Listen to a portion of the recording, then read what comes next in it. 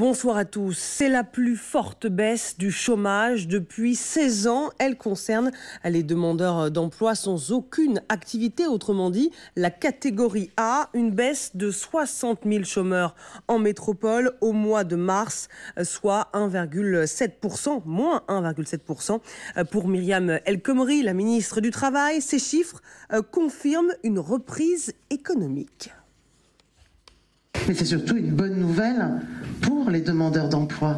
Enfin, moi je ne suis pas là pour commenter, pour pronostiquer. Nous, on se bat avec Clotilde Walter tous les jours pour justement faire qu'on puisse favoriser le plus rapidement possible le retour à l'emploi. Donc la seule pression qui vaille, c'est la pression des demandeurs d'emploi. Ces signaux, clairement, confirment globalement une reprise économique. Cette reprise alimentée par des mesures gouvernementales, je pense au pacte de responsabilité, au CICE, qui ont été mises en place depuis le début du quinquennat. Mais cette reprise est aussi aujourd'hui amplifiée avec l'aide embauche PME. Écoutez ces réactions de députés recueillies à l'Assemblée nationale par Jérôme Marcantetti. Il y a une embellie sur le chômage. Ça compense un tout petit peu le très mauvais chiffre du mois dernier. Vous savez, de mois en mois, on s'aperçoit qu'on fait des montagnes russes, malheureusement, sur ce sujet. Je crois que c'était intéressant et ça montre qu'il faut une certaine obstination, même parfois au prix d'une impopularité. Autre bonne nouvelle pour l'emploi, le contrat du siècle. C'est ce que vient de décrocher le groupe français DCNS, spécialisé dans l'industrie navale militaire. Il a remporté l'appel d'offres de l'Australie pour la construction de sous-marins. Un contrat évalué à 34 milliards d'euros et un nouveau succès pour la filière navale française, dont s'est réjoui François Hollande lors d'une conférence de presse au siège du groupe DCNS. J'en ai éprouvé une très grande fierté. Fierté parce que c'était la France. J'en ai été fier parce que c'est une technologie particulièrement brillante que vous avez été capable de mettre au point. La capacité d'invention, de recherche qui était ainsi reconnue, saluée, sélectionnée. Vous êtes les meilleurs dans ce domaine. Et plusieurs questions se posent désormais autour de ce méga contrat qui n'a pas encore été signé. L'Australie et DCNS entrent dans une phase de négociation exclusive. Quelles seraient les retombées en termes d'emploi? Que comprend le contrat précisément? On parle de conception, mais aussi de transfert technologique. Élément de réponse avec Claire-Hélène Bousgarou et Hubert Coster. Un partenariat de 50 ans entre la France et l'Australie, avec à la clé 4000 emplois pérennisés en France chez DCNS et ses sous-traitants pendant au moins 6 ans. Des emplois en grande majorité sur le site de Cherbourg, ainsi qu'à Brest, Nantes et Lorient. Les retombées devraient atteindre les 8 milliards d'euros, mais de nombreuses questions restent en suspens. On ne sait pas quel travail, quel volume, quelle charge va être donné à chaque site DCNS en France. On a appris que les bateaux ne seraient pas fabriqués en France. Ça reste à définir et à éclaircir. À partir de maintenant et jusqu'à la fin de l'année, nous allons négocier le contrat lui-même. Et en cela, le partage des activités entre ce qui reviendra à la France et ce qui reviendra à l'Australie sera précisé. Les négociations entre DCNS et le gouvernement australien vont maintenant commencer pour définir les modalités du contrat.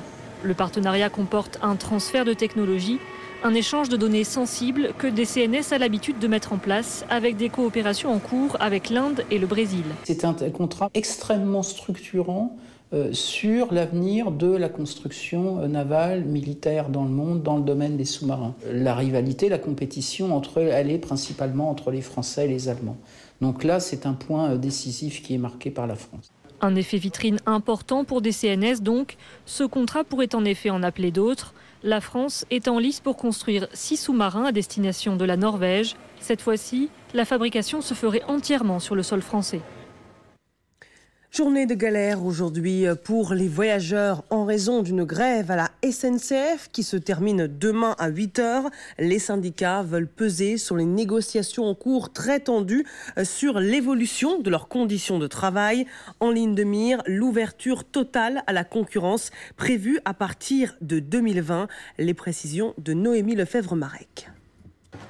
À Marseille-Saint-Charles, comme partout en France d'ailleurs, les voyageurs avaient pu consulter les horaires de leur train. Certains, malgré tout, ont eu quelques surprises. On devait partir à Paris avec le Ouigo et on vient d'apprendre à l'instant que le Ouigo ne partait pas. Donc c'est assez décevant. Voilà, ma fille passe un concours. J'étais inquiète, bien entendu, je suis venue beaucoup plus tôt et je risquais de ne pas partir alors que je me déplace à Paris pour des obsèques. Une grande partie des passagers est rassurée par la présence de très nombreux gilets rouges. Et dans l'ensemble, les systèmes d'information ont bien fonctionné. On a reçu un SMS comme quoi notre train il était maintenu. Voilà. Depuis 48 heures, on a fait une liste de tous les trains qui allaient rouler.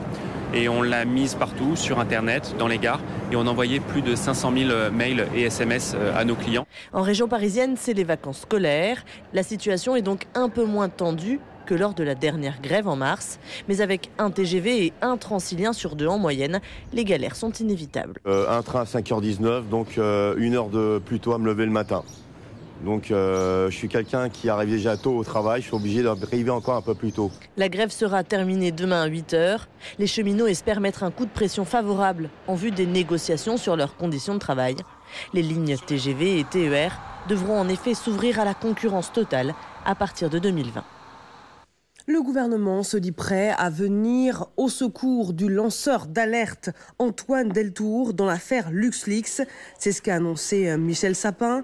3 Français, dont Antoine Deltour, ont comparu devant le tribunal correctionnel de Luxembourg. Ils sont accusés d'avoir fait fuiter près de 30 000 pages démontrant des accords confidentiels entre le fisc luxembourgeois et des multinationales. Ils encourent jusqu'à 10 ans de prison.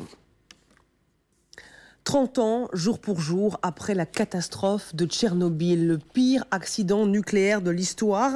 Rien n'est réglé sur le site accidenté. Le sarcophage en acier censé protéger le site devrait être installé fin 2017. Au mépris des radiations, des Ukrainiens ont fait le choix de rester dans la zone interdite. Reportage de Xavier de Giacomoni et Olivier Santiki. À Pachichi, 760 habitants avant la catastrophe, 5 sont revenus, tous retraités. Vassili et Olga, 76 et 71 ans, accueillent notre équipe. Pour eux, vivre ici n'a pas de prix. Pour se déplacer, ils ont ce sidecar de 1972. Pour les champs, ce vieux tracteur Yomze. Là-bas, j'ai des betteraves, des tomates, des carottes, des concombres, tout ce dont on a besoin. Les patates, c'est dans le champ derrière. C'est la nature qui nous donne tout ça. C'est beaucoup mieux de vivre en harmonie avec la nature plutôt que d'être prisonnier du béton.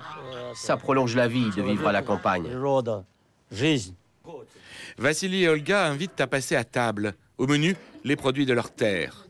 Comme 115 000 personnes alentour, ils avaient dû quitter leur maison pour vivre dans un HLM aux environs de Kiev. Au bout de 2 ans, ils ont décidé de revenir chez eux. Nos enfants passent de temps en temps 2 jours, mais ils sont jeunes, ils ont leur travail.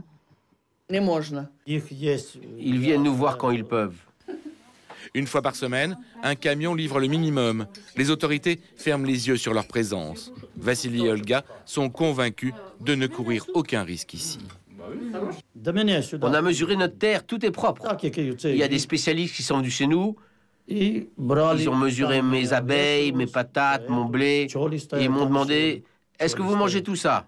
Bien sûr que je le mange, je leur ai répondu.